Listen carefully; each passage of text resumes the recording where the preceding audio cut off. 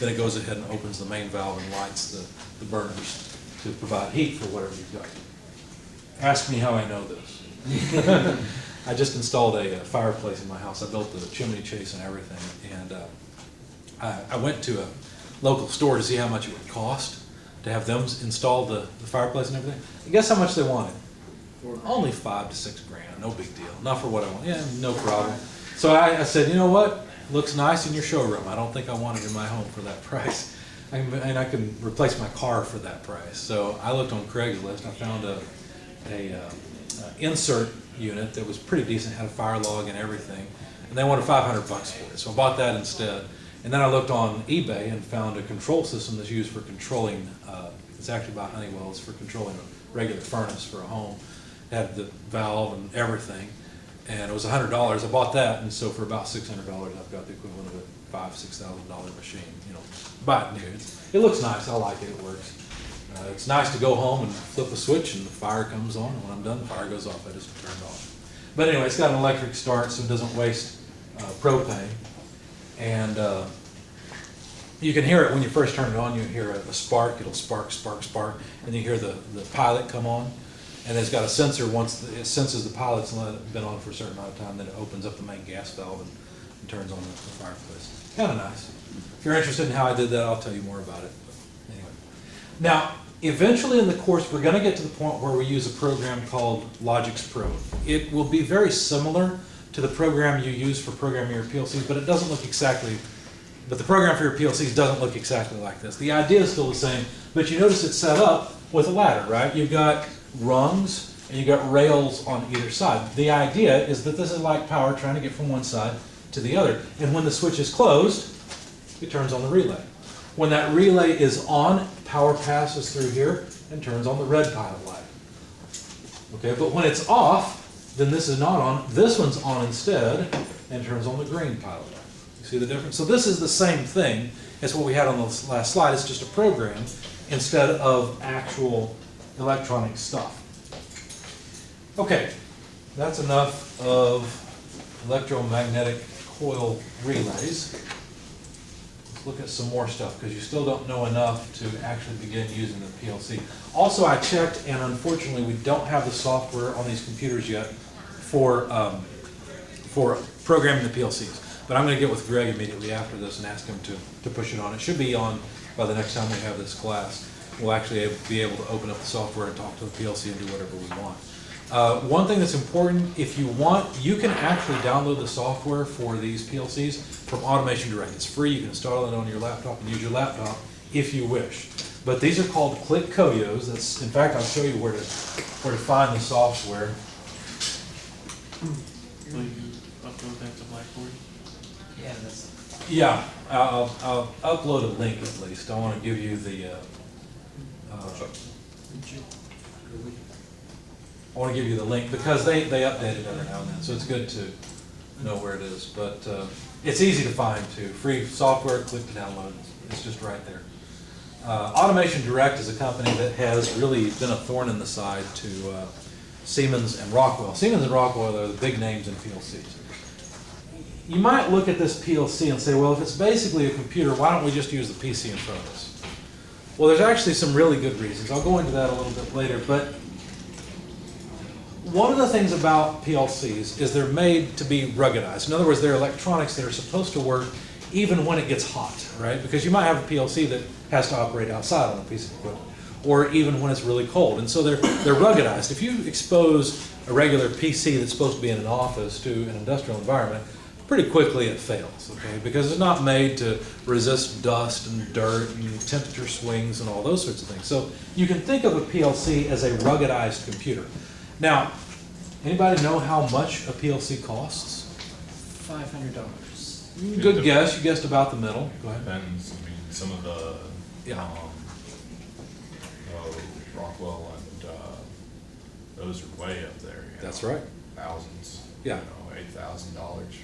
You can easily spend $10,000 on a PLC. Yeah. You can also spend $100 on a PLC. What's the difference? Well, Rockwell and Siemens, Rockwell used to be Allen Bradley, they have a good reputation. They have made their PLCs to the point where they're pretty much bulletproof. They're going to work, right? You put them in whatever environment, as long as it's within the specifications that Siemens and Rockwell has, which are pretty good, wide specifications, they'll work, and they'll work reliably every single time.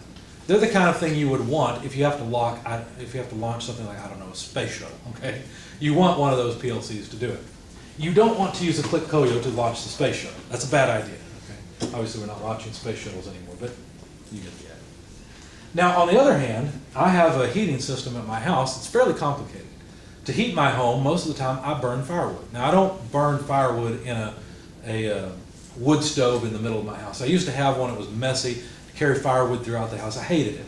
So I bought what's called a wood gasification boiler that sits in my garage. And what it does is it basically generates smoke and then it burns the smoke. So it's actually very efficient at burning. So I don't have to burn as much wood, which I like. That means I don't have to load as much wood. But not only that, but sometimes I don't really want to load the boiler. I don't really want to load wood in it. I don't want to operate it, especially if the temperature outside is 55 degrees, right? Because then I don't really need a whole lot of heat in the house. So I also have a heat pump. And the heat pump, the way it works, if you turn it on right, it also serves as my air conditioner, but if you turn it on right, it'll provide heat to the home. Now, how do I choose which one? Do I have two separate thermostats? I could, and I could always make the choice myself, but I didn't want to do that. I also didn't want to pay several $1,000s for a thermostat that could deal with and talk to both systems. So instead, you know what I did? I literally bought one of these Click Koyo PLCs, bought a few modules on it, and after a couple $100s, I programmed my own control system. So it accepts input from the thermostat that requests the temperature in the house, or is trying to control the temperature in the house, and intelligently selects whether to pull heat from the boiler system or from the heat pump system, okay? And along the way, I also have some sensors to sense the outdoor temperature, what the boiler temperature is, whether or not there's heat there, and make a choice. That way, I don't have to always go and turn valves and, you know, make contact. I let the PLC take care of all that, okay? So anyway, here's the software. If you want to download it on your laptop, feel free. It is free, obviously, to use. They do have several different programming software, so make sure you get the right one. It's for the Click series. I know this is the right place. So just look up free Click software. Click Koyo, K-O-Y-O. That's the way you spell it. We still have a little bit of time. So I want to talk to you a little bit more about what else we can do. Let me decide what to go on to next. I think contactors would be good.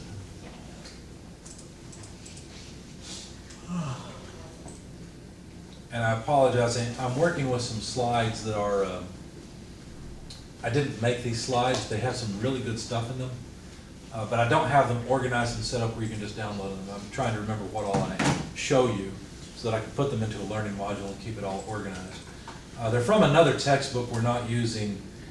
I considered using it, but it just didn't have all the information I needed. But they had good slides, so I lovingly borrowed them.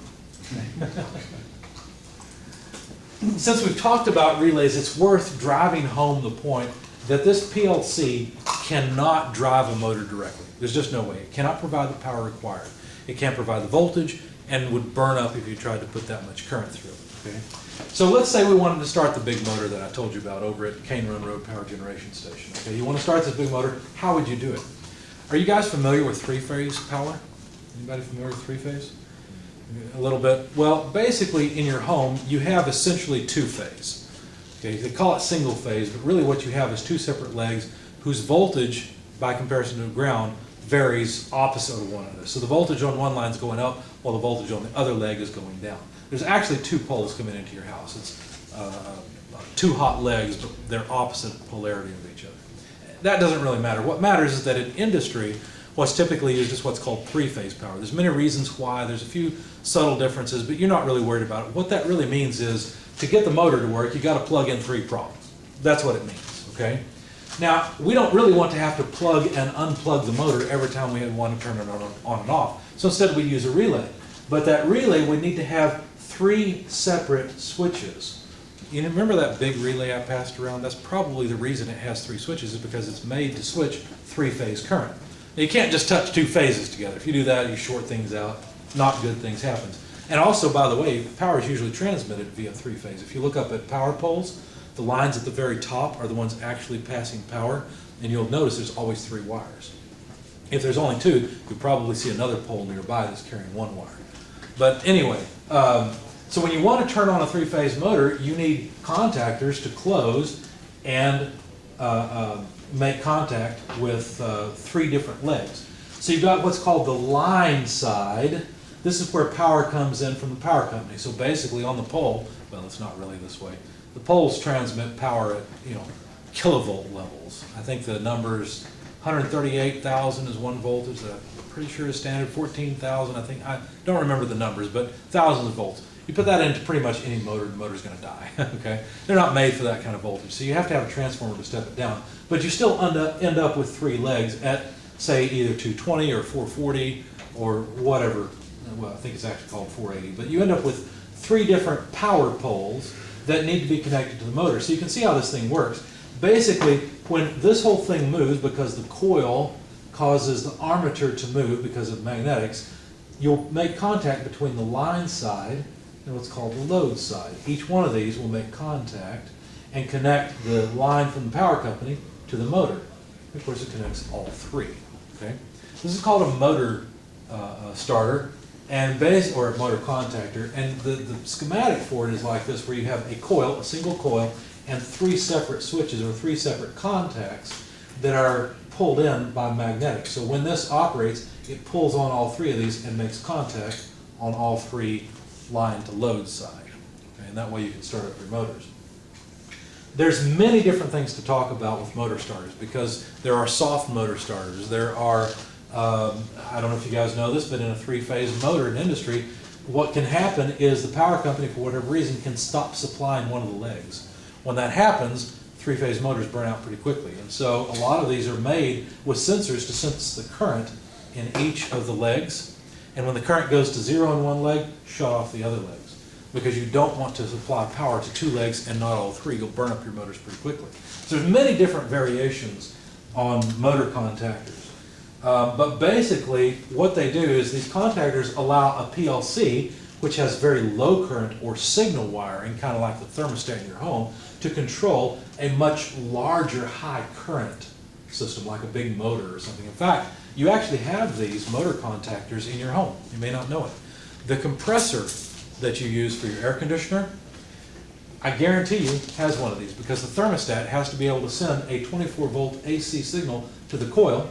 And in that case, there's only 2 switches, because you've got the high and the low leg. Remember I was talking about? They're out of phase. And both of those need to be contacted to the compressor, because all your compressors use 220 volt. Okay? So you've got to connect both legs, both hot legs, to the compressor to get it to start. But you want to control it with a very small signal voltage from your thermostat. So you have the equivalent of a motor starter in your home, and you may not even know it.